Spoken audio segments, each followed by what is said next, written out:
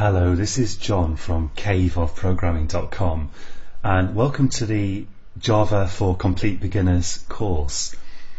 Now originally I made this course with the idea in mind of promoting some one-to-one lessons that I used to give and that I no longer do, and for that reason originally the course was kind of focused on people who are already doing a bit of Java and they just wanted some kind of help in systematically understanding the whole subject. But since then a number of people have commented that it's not really a Java for complete beginners because I hadn't kind of explained where you get the necessary tools to write Java programs, or indeed what a Java program is. So for that reason I've gone back now and I'm adding some videos to the beginning of the course, of which this is one, where I want to explain a bit more about how you get started with Java development, what you need and how Java actually works. So if you're going to take this course, you will need some basic computer knowledge, like you'll need to know how to use a computer, how to find files on your system, how to use the internet, how to find things on the internet. You should be familiar with basic computer concepts, and even then, if you're completely new to programming, then programming is initially quite difficult. But the way I'd suggest to get over that is just follow the tutorials, just write the computer programs out for yourself and try changing them a little bit and see what happens, and you'll find that eventually the penny drops and it becomes a lot simpler than you originally thought. But there is initially what feels like a steep learning curve, just because you're seeing something completely new that you've never previously seen, and at first you feel a bit at sea. So let's get started now with, in this tutorial I'm just going to explain how to get the stuff that you need to begin developing Java, what you need to install, and then in the next tutorial I'm going to explain a bit about what Java actually is. So let's take a look.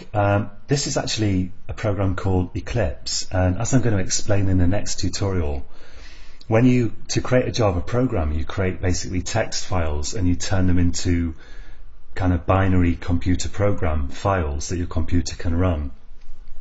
And this is a specialized editor for developing Java programs, which will also do that step of creating computer programs from your text files.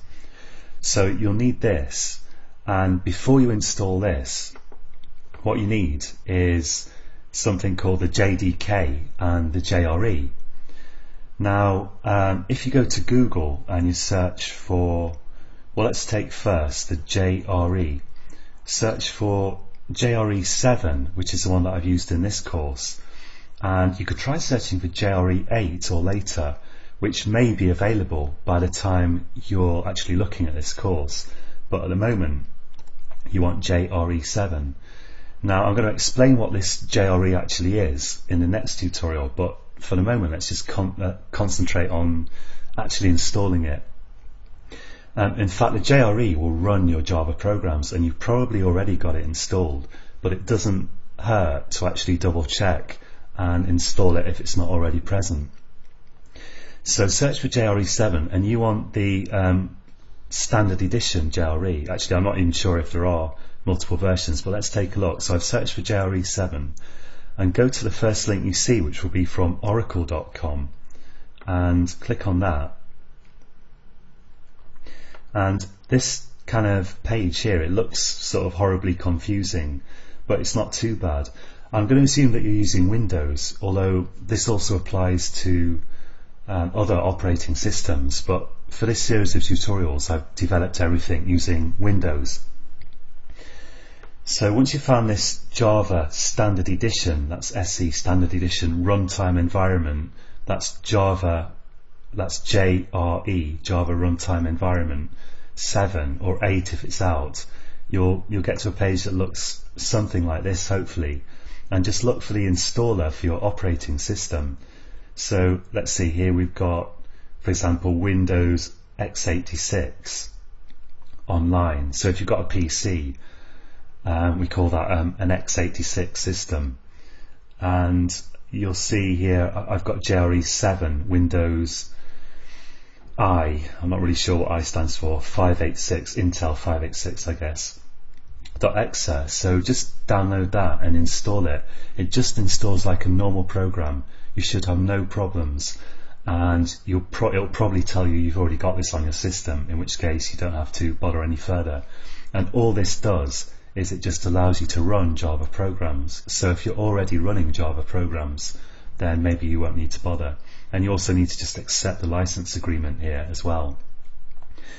Now once you've got your JRE Standard Edition SE, you'll need the JDK, and the JDK is the Java Development Kit. It's the software that allows you to create Java programs yourself.